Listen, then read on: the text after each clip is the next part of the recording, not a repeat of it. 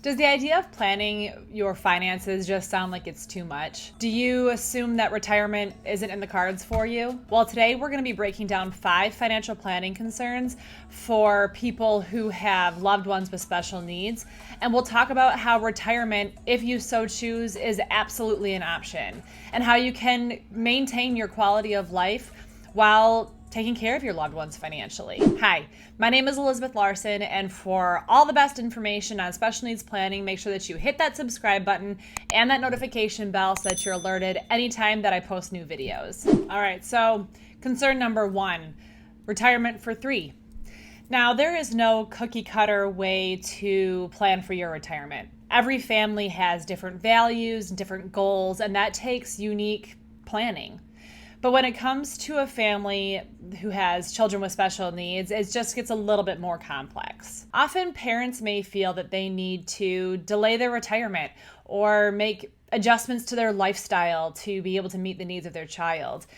And just to make it a little bit more challenging, saving may be more difficult if one parent has to leave their employment in order to remain home with the child. But there's hope. With proper planning done early, there are strategies that we can utilize to make retirement planning more manageable while still achieving the lifestyle that you and your family desire. Concern number 2, we need to maximize eligibility for government benefits. Often people count on their supplemental security income, or SSI, as well as Medicaid to pay for their medical expenses. But since these are needs-based public benefits, there are resource and income limits attached. In 2020, an individual cannot have more than $2,000 worth of countable resources per month, and any earned income over $85 will result in a decrease to their monthly SSI benefit. Now, you may remember from a previous video that assets inside of a special needs trust are not counted towards that resource limit because they're technically owned by that trust. And another way that we can keep that resource limit down is by utilizing an ABLE account. Now, an ABLE account allows for more independence for the beneficiary.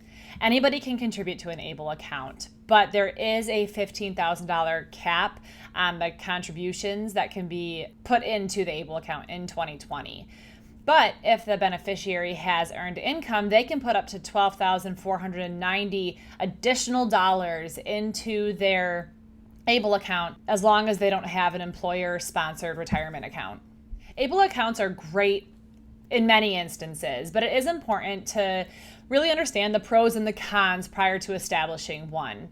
So for more information on ABLE accounts, make sure that you check out my video, ABLE accounts and SSI, after this video to determine if it might be right for you. All right, so concern number 3, preparing for successor caregivers. Now, having a successor caregiver named is key to carrying out your vision of the future. But finding that successor caregiver can prove to be difficult for a multitude of reasons, but one that can be dealt with before the fact is the financial toll that it could take. In this case, the caregiver's trust could be helpful.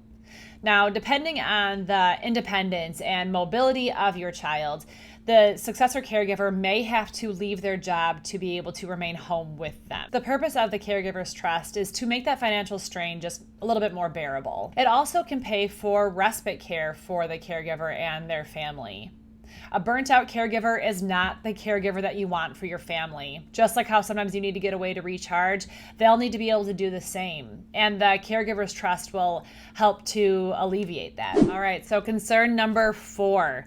Living longer than your money. Now, fortunately, life expectancy for both non-disabled and disabled individuals is on the rise. Just in 1983, the life expectancy, or the average life expectancy of a person with Down syndrome was 25.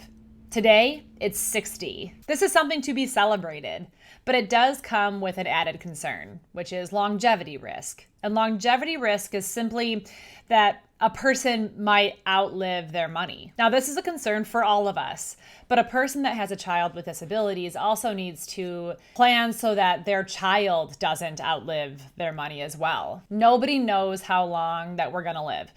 So planning for this is exceedingly important.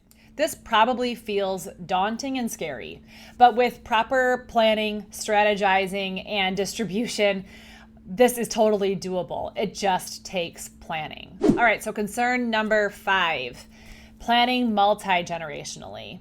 It is so important to include grandparents and other family members into the planning process. Often a grandparent will want to leave assets to their grandchild who has special needs because they want to help. And this is great. But you need to know what their intentions are prior so that you can have them direct those assets to a special needs trust if appropriate, so that they don't harm their eligibility for government benefits. I hope that you found this information helpful. And while there are some general basics when it comes to special needs planning, it is so important that you speak to an advisor who has specialized knowledge in special needs planning for a more individualized approach. And if you liked what you heard, make sure that you click that subscribe button and that notification bell so that you're alerted every time that I post new videos. And please share it with a friend. Also, if anything that we talked about today resonated with you, make sure that you click on that link below to become a client so that we can start coordinating your overall financial plan with your special needs plan. Because remember, planning for your loved one's future today makes for a confident tomorrow.